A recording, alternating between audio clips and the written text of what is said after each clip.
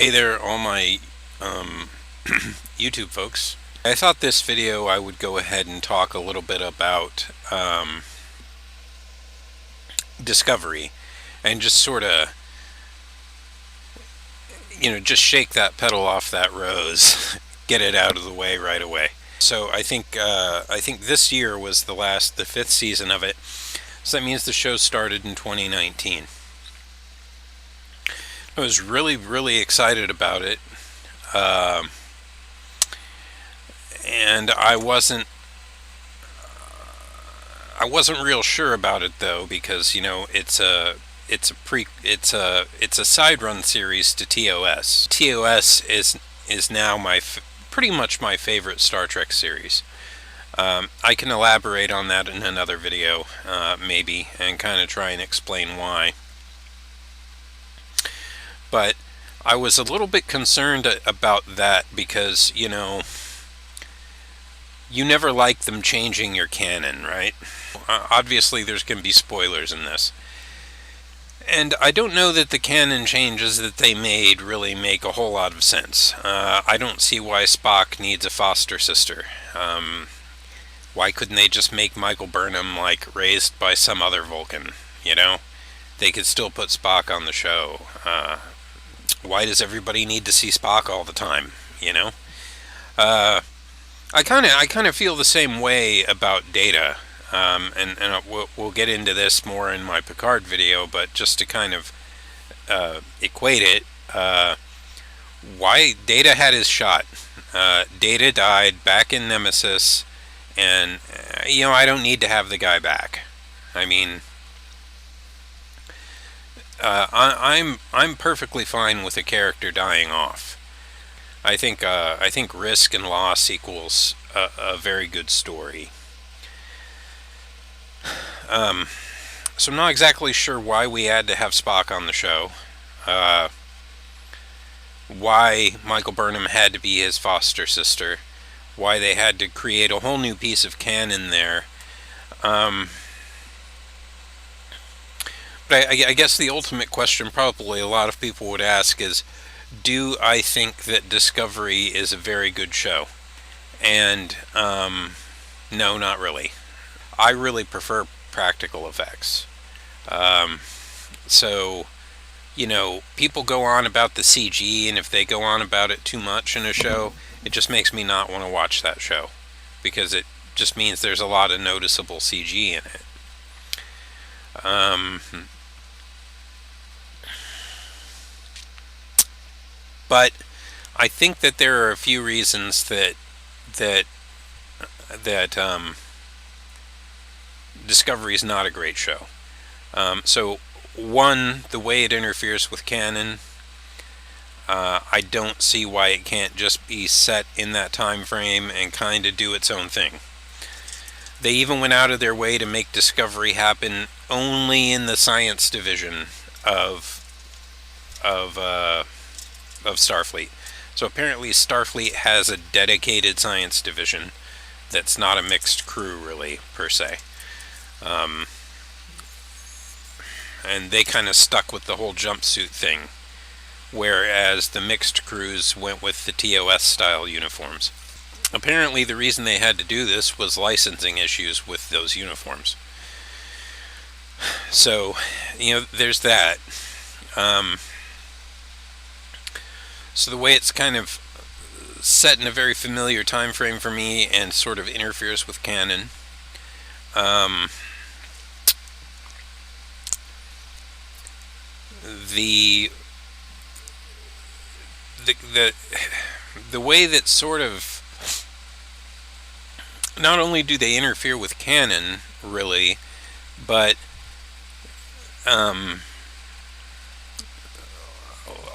like they kind of interfere with physics even. Like, now there's a mycelial network in space. I realize there's a mycelial network on planets that have mushrooms, but there's a mycelial network in space, and big ass space tardigrades now.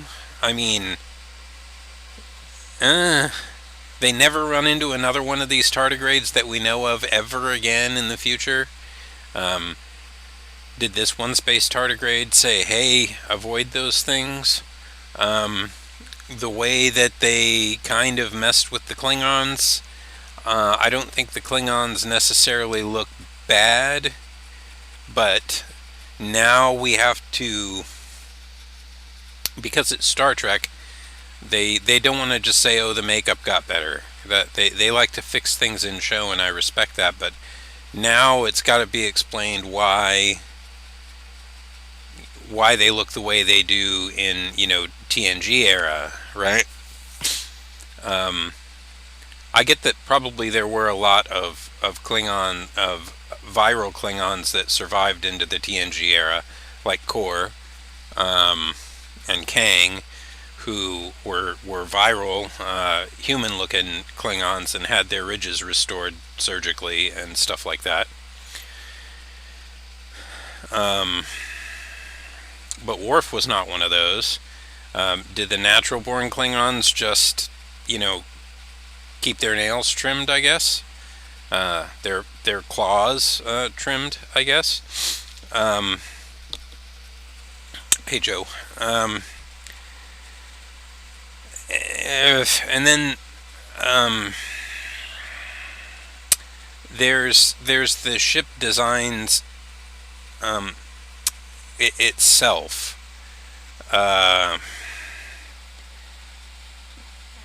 And I get they had to come up with extra canon for that too. Discovery was built by a different shipyard and designed on some other planet, and that's why its design cues are a little bit different. Okay.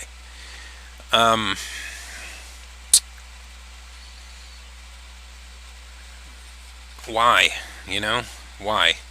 And also, it's sort of like Star Wars, like the prequel series. Like, why did technology seem like it got better when I guess really what it did was change style, right? I guess it turns out it really just changed style.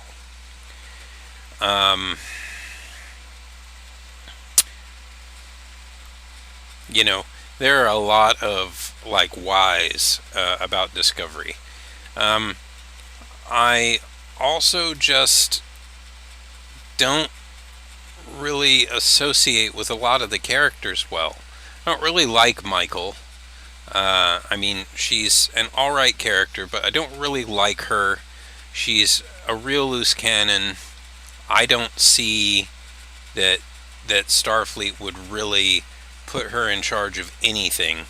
And she's probably why Starfleet quit letting prisoners assist on ships, if you think about it in the right continuity, because that never happens again,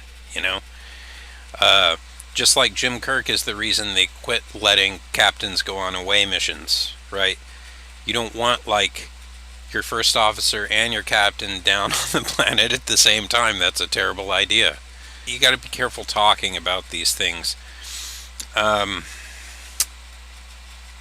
I don't want to use the term wokeness, but if you think about TOS, TOS was set in an era where people seemed very comfortable with themselves. We didn't have any characters who catered to what was going on in 2019 and what's still going on to a little bit now, and them kind of introducing characters like that just for the sake of doing so really throws the narrative off for me. If it had been something that was in Star Trek all this time, I wouldn't have as much of a problem with it.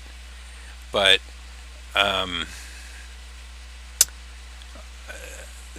and I get that it's a problem because TOS was done in the 60s, right? Obviously things have changed a bit since then, which is why I think maybe it was a bad idea to do a show set in that timeline, right?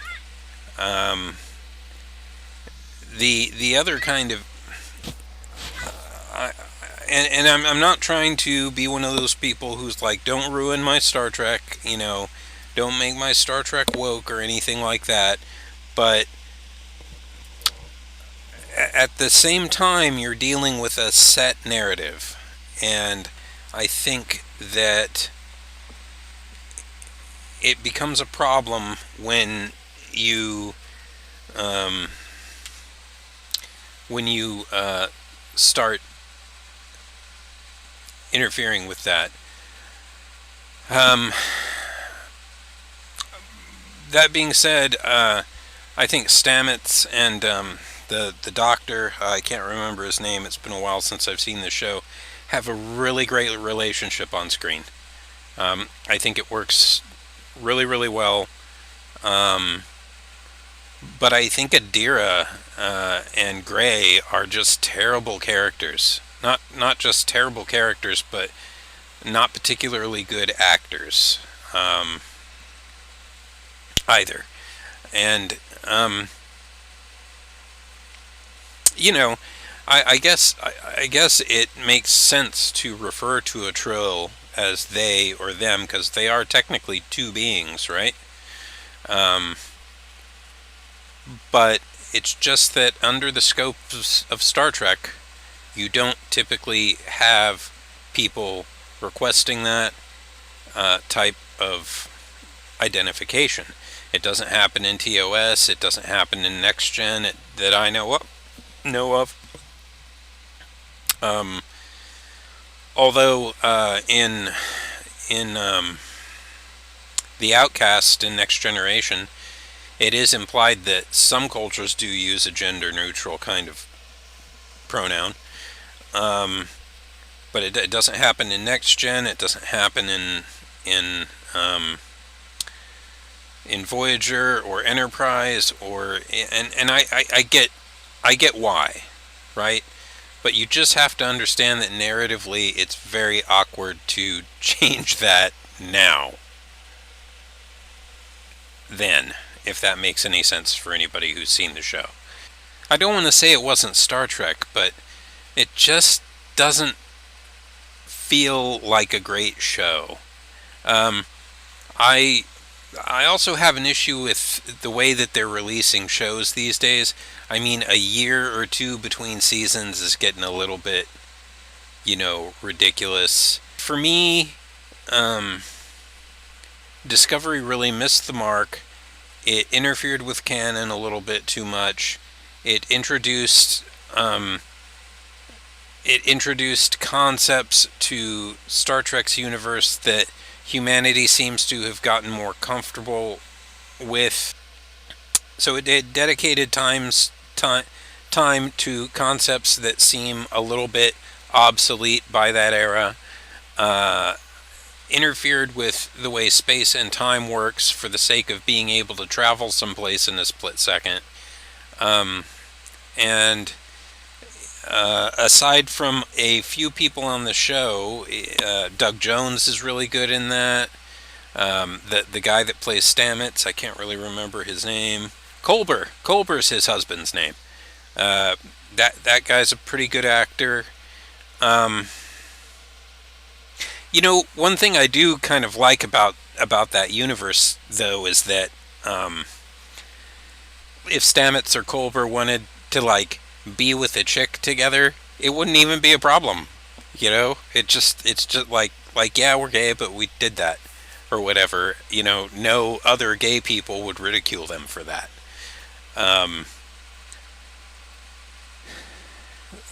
so perhaps that feeling is good. Um, but in the long run, I just don't think Discovery hit the mark for me. I've watched the show all the way through once, and I literally have no intention to ever watch it again. So kind of leave in the comments what you think there. I didn't plan this video out, so I'm sorry if I was a little bit awkward with some of the more sensitive topics in there, but that isn't something I discuss a great deal anyway. I have no practice doing it. Let me know what you thought about the show. Subscribe to my channel. Thanks for staying to the end if you did. It's a long video. And good night. Goemon Ronan, signing out.